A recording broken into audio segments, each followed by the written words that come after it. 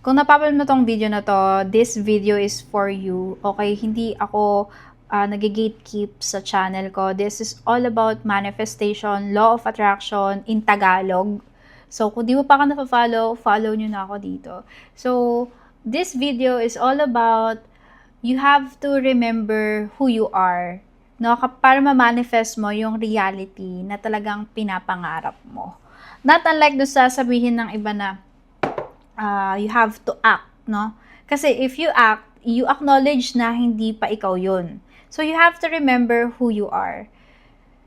In essence kasi, pagka pinanganak tayo, di ba? I mean, wala pa tayong muwang sa mundo, tapos may nakuha tayong traits from sa nanay at tatay, pinalaki tayo, na-expose tayo sa school, pumasok tayo sa work, hanggat sa nakalimutan na natin mangarap. Nag-conform na tayo sa society. Like, naging people pleaser, yung validation ng iba, lagi mo hinihingi. And hindi natin namamalayan na parang na-feeling lost tayo kasi nga masyado tayong sumusunod sa iba. Masyado nating inaano yung validation na dapat ma-praise tayo every time na may gawin tayo or mag-fit in tayo. Parang gusto lang lagi natin mag-fit in at hindi na natin naisip na to think outside the box, to think about your dreams. So, mostly, yung mga tao ngayon, or before, is yung pangarap ng iba yung tinatrabaho nila. But, this video is for you to remember who you are in order for you to attract the reality that you really want to do in your life. Like, yung pinakapangarap mo talaga.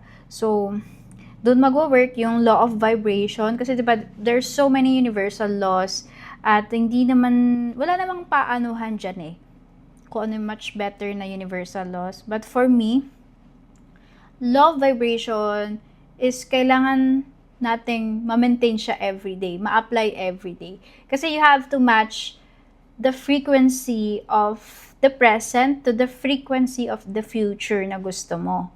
So, paano mo siya mamamatch kung hindi mo alam yung future na gusto mo? 'Di ba? Kaya minsan parang meron tayong phase ng life natin na parang ang bagal ng growth or kasi nga, we're feeling lost. Hindi natin alam kung saan tayo papunta. Hindi natin na-vision yung future. Wala tayong naisip. Ito lang. Although maganda din naman yon, but for alignment purposes, no? If you want your manifestation to be fast, maging master manifestor ka, remember the future. Do not forget about your future while enjoying the present reality. So, there are so many possibilities na nagko-coexist at the same time. Dito na papasok yung 5D reality, di ba? Doon sa mga previous videos ko, it's all about 3D reality, 5D reality, wherein sa 3D reality, more on focus ng 5 senses, more on logical thinking. So, kapag naniniwala ka lang sa pag nakikita ng mata mo, naaamoy, nalalasahan, naririnig, nahahawakan, etc. Tsaka mo lang paniniwalaan ng isang bagay na nag-e-exist siya.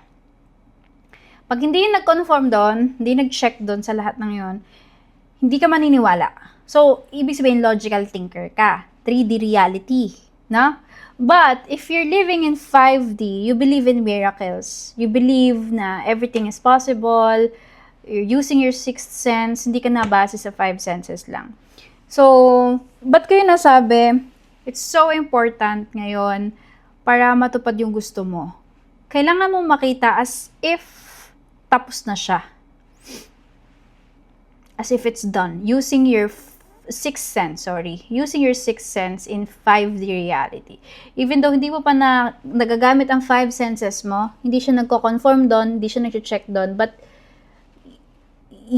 it's already done. You feel as if ramdam na ramdam mo as if tapos na siya. Kasi tapos na talaga siya. There are so many things in this world na hindi natin nakikita gamit ang mata natin.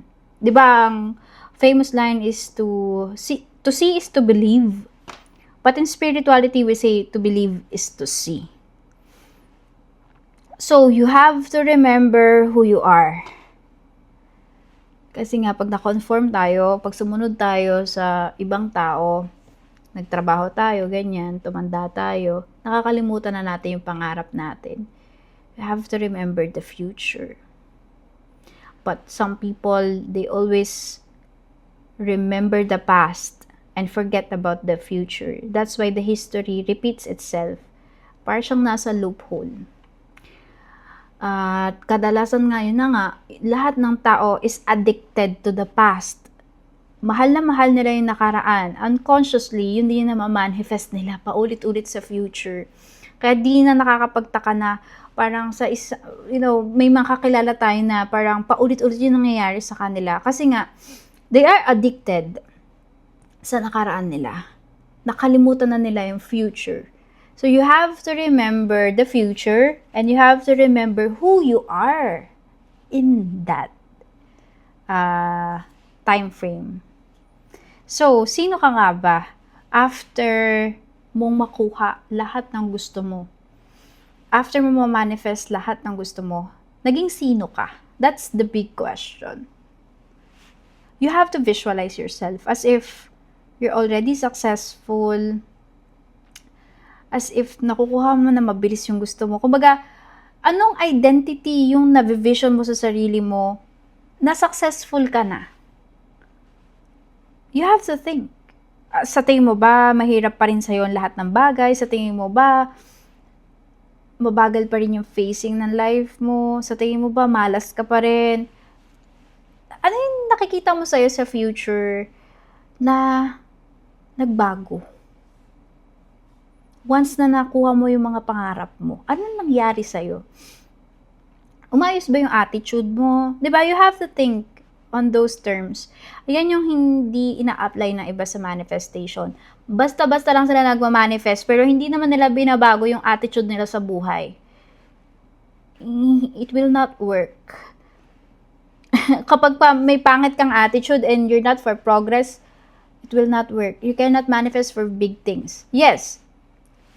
Okay, sige, sabihin natin makapag-manifest ka ng big things. Pero mabilis lang din siya mawawala kasi yung attitude mo towards life hindi naman nagbago. Kaya magkasama ang law of attraction, universal laws, saka yung personal development. Kasi nga, doon kagana yung law of vibration eh. What's the frequency of the future? Ano ka sa future? Ano yung frequency mo din sa future? So, you have to attract that frequency or you have to emit that frequency in the present reality in order for it to happen so fast. So, become the person that you really wanted to be in the present reality as if it's already done. You have to remember who you are. Ganun lang siya. Pero, at the same time, mahirap yan kasi, yun na nga, sometimes magre-relapse ka eh. Dumaan din ako dyan guys before nung hindi pa ako content creator. Kaya ako to sinasabi din sa inyo because pinagdaanan ko siya. It's a push and pull. Like para ka naka-tug of war. Hinihigit ka ng past self mo at saka ng future self mo at ikaw nasa gitna. Depende kung saan ka magpapahigit sa dalawa. Pero kung strong yung desire mo to change your life, lalabanan mo yung old self mo. Doon ka sa new self, no?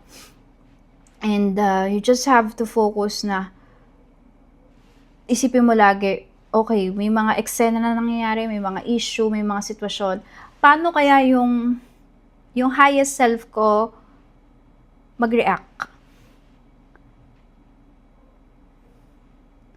Laging ganon. Ano kayang gagawin ng highest self ko sa mga ganitong eksena? Paano niya kaya pakikitunguhan yung iba't ibang taong ganito? Paano kaya siya manamit? So, laging for alignment, no?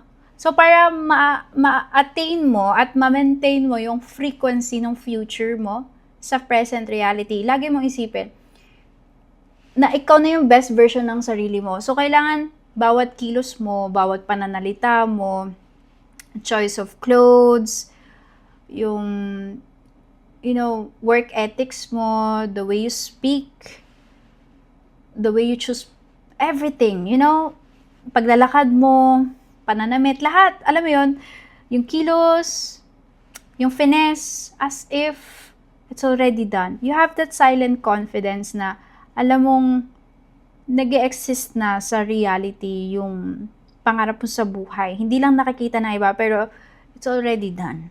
And if we look sa scriptures, no, laging sinasabi doon, the creation is already finished.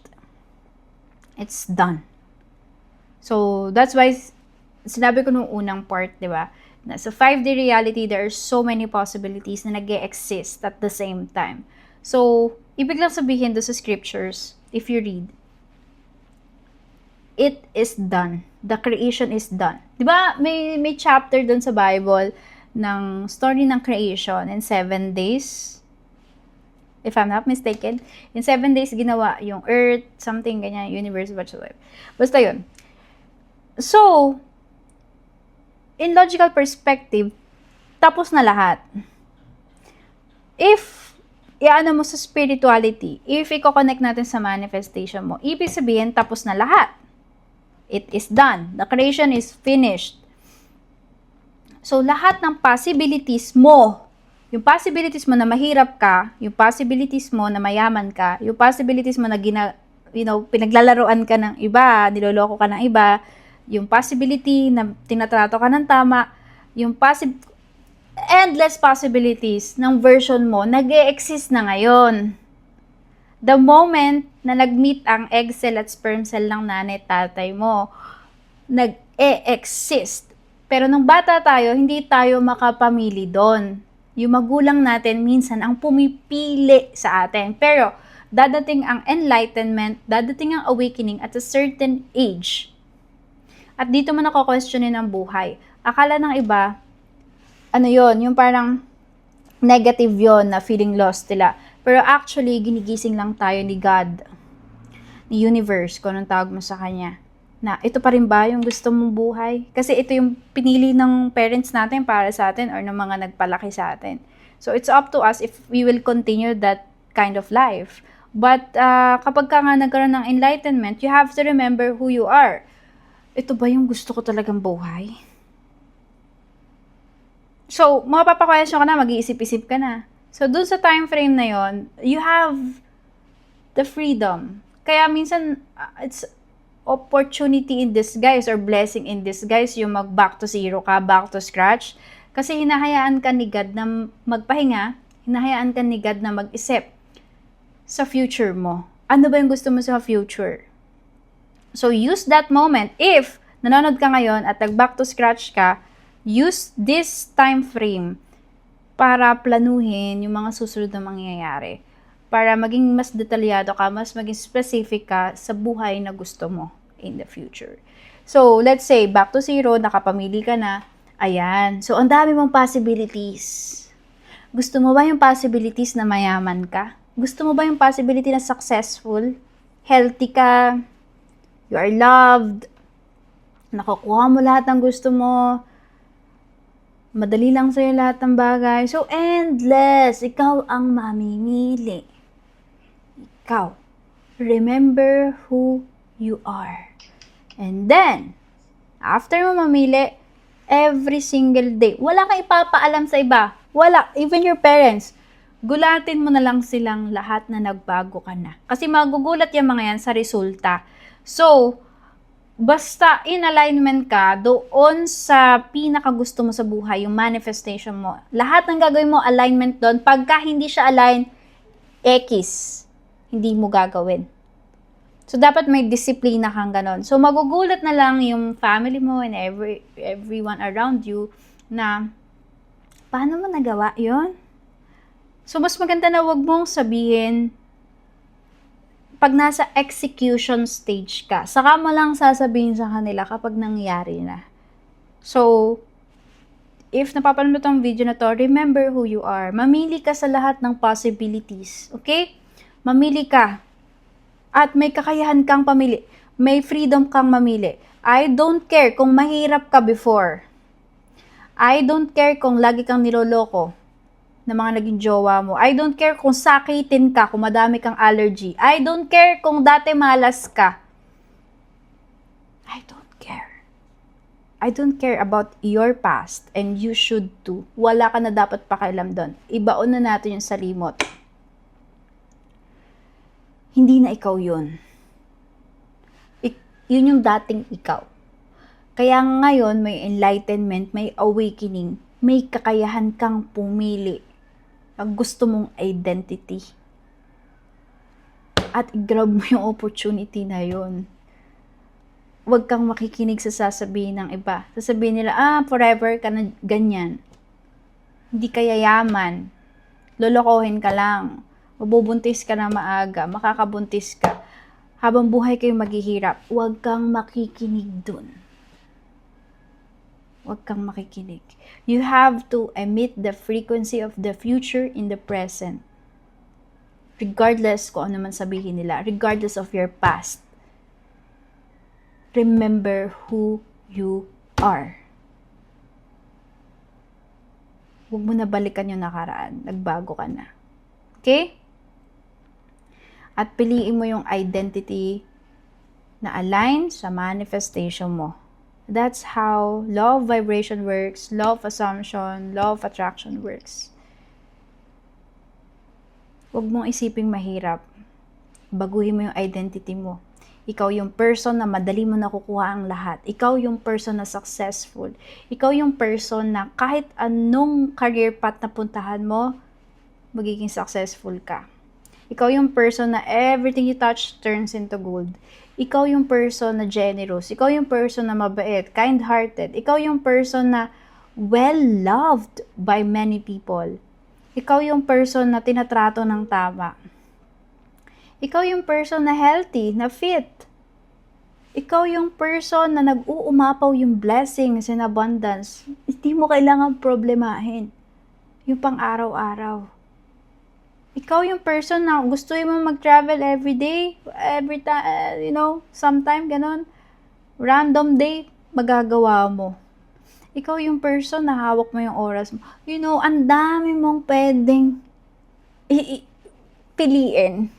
Nasa sayo na yun ngayon. Kung ano bang life yung gusto mo for yourself at anong version mo dun sa life na yun ang pipiliin mo. And I hope nakatulong tong video na to. Show up as that person every day. Okay?